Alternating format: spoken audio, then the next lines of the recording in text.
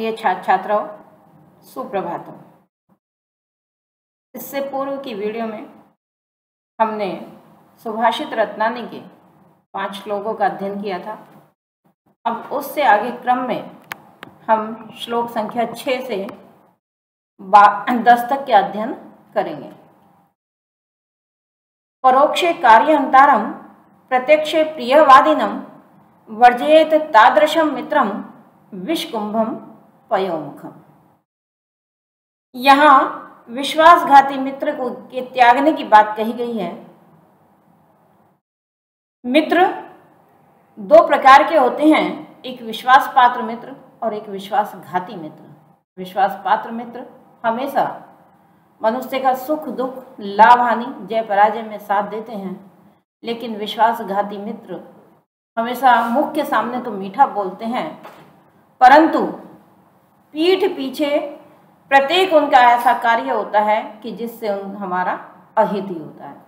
तो ऐसे मित्र को हमेशा त्याग देना चाहिए, अर्थात ऐसे मित्र की कभी हमें मित्रता नहीं करनी चाहिए। यही श्लोक हमें शिक्षा देता है।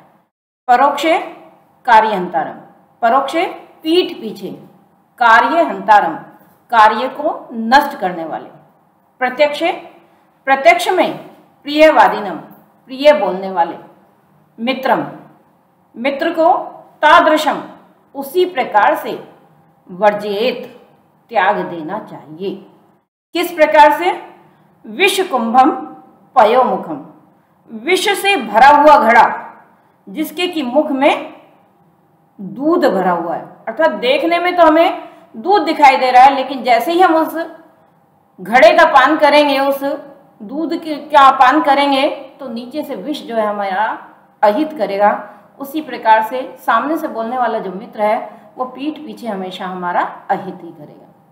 पीठ पीछे कार्य को नष्ट करने वाले और प्रत्यक्ष में प्रिय बोलने वाले मित्र को उसी प्रकार त्याग देना चाहिए जिस प्रकार विष से भरा हुआ घड़ा जिसके कि मुख में दूध भरा हुआ होता है त्याग दिया जाता है।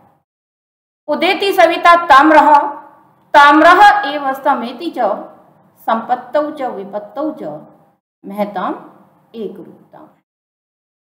यहाँ मनुष्य को सुख और दुख में समान रहने की सलाह दी गई है कि जिस प्रकार से हम सुख में अत्यंत उत्साही रहते हैं, तो दुख के समय में भी हमें धैर्य नहीं त्यागना चाहिए। हमारी चेतनता वैसी ही बनी रहनी चाहिए।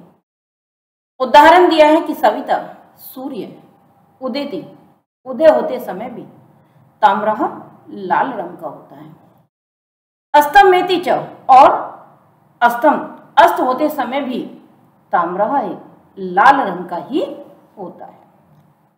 महतम ठीक इसी प्रकार से महान पुरुष संपत्तौ च संपत्ति में, विपत्तौ च और विपत्ति में एक रूपता एक समान ही होते हैं।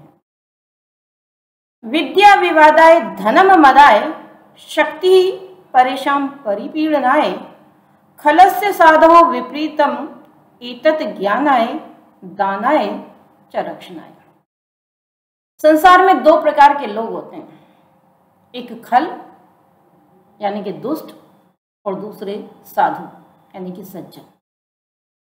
इन दोनों व्यक्तियों की, दुष्ट की और सज्जन व्यक्ति की अपनी अलग अलग प्रवृत्ति होती है।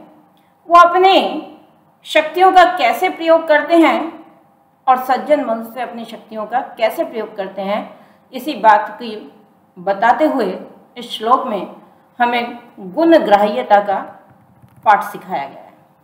खलस्य दुष्ट मनुष्य की विद्या विवादाय घमंड के लिए है चतुर्थी विभक्ति। जितना भी प्रयोजन अर्थ में शब्दों का प्रयोग हुआ है उन सब में चतुर्थी विभक्ति है।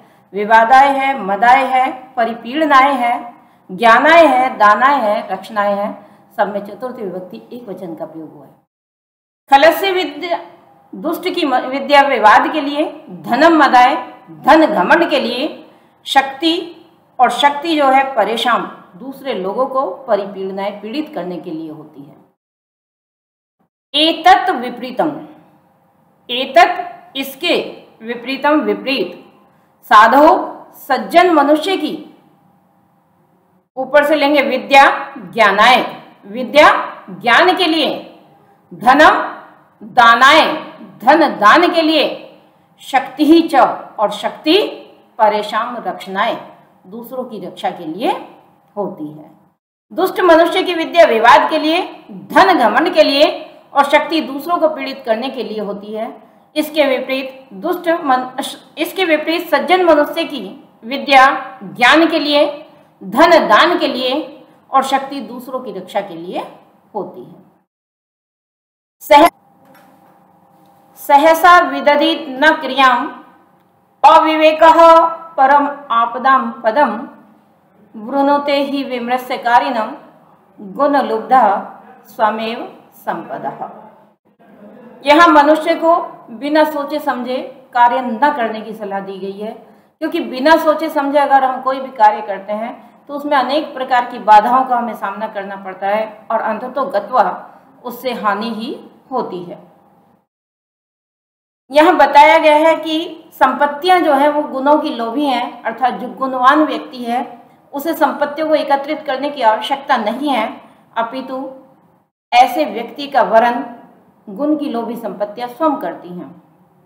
जैसा कि कहा गया है, सहसा अचानक, क्रियाम कार्यों को, न विदधि नहीं करना चाहिए, अचानक कार्य को नहीं करना चाहिए, अविवेकः अविवेक, परम आपदाम परम आपत्तियों का पदम घर है, विमृश्यकारिणम सोच समझकर कार्य करने वाले मनुष्य का, गुण लुब्धः संपदः गुण की लोभी संपत्तियां स्वयमेव ही वृणुते स्वयं ही वरण करती हैं, स्वयं ही चयन करती हैं।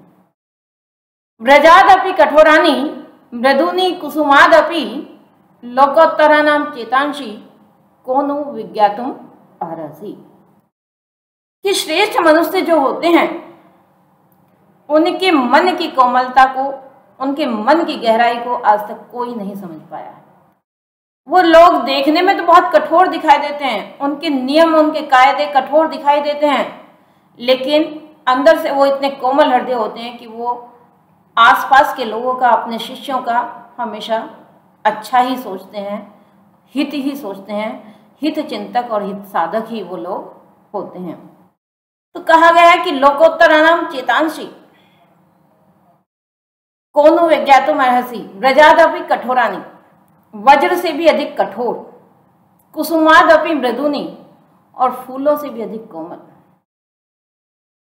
वज्र से अर्थात पत्थर से भी अधिक कठोर और फूलों से भी अधिक कोमल, लोकोत्तराणाम चेतांसि श्रेष्ठ मनुष्य के मनों को, कोनो विज्ञातुम अर्हसि कौन जानने में, अर्हसि समर्थ है, अर्थात कोई नहीं।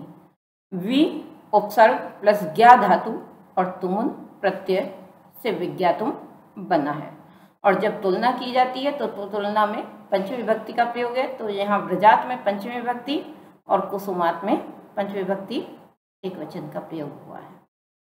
धन्यवाद।